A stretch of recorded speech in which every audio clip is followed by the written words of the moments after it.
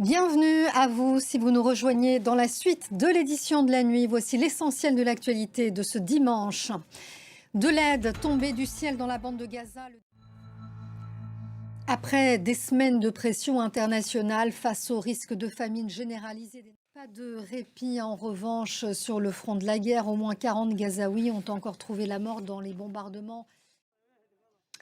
Et c'est ce blocus israélien dans la bande de Gaza que voulait briser le Andala, ce nouveau navire de la flottille de la Liberté, parti de Sicile le 13 juillet.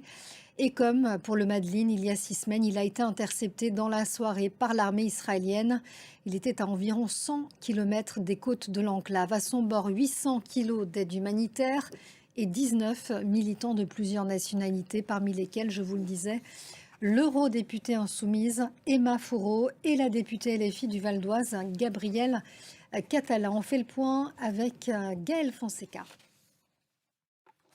En Israël, comme chaque samedi, la contestation s'est fait entendre. Des milliers de personnes, des proches, des otages notamment. Une opinion israélienne que l'on voit aussi divisée sur la promesse d'Emmanuel Macron de reconnaître en septembre prochain l'État de Palestine. Israël ne veut pas en entendre parler. En Cisjordanie occupée, les colons, eux, grignotent chaque jour un peu plus de territoire. La coexistence avec leurs voisins arabes palestiniens semble un objectif de plus en plus irréaliste. Les points de vue, vous allez le voir, n'ont jamais semblé aussi irréconciliables. C'est un reportage signé Valérie Le Rouge, Samuel Guibou et Ovsep Nalbandian. Une image maintenant dans le ciel parisien à l'occasion du premier anniversaire des JO de Paris. La vasque olympique s'est élevée. Dans le reste de l'actualité maintenant, l'heure est-elle à l'apaisement entre le Cambodge et la Thaïlande. Des tirs d'artillerie ont encore été signalés cette nuit à la frontière entre les deux voisins. Et on en vient justement à la suite de la visite de Donald Trump en Écosse après la détente sur ses parcours de golf.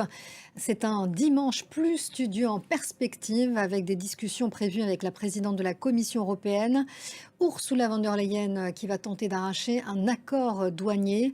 En attendant ce déplacement du président américain sur fond de dispositifs sécuritaires renforcés est loin de susciter l'engouement de la population locale. Khalid-Houssi.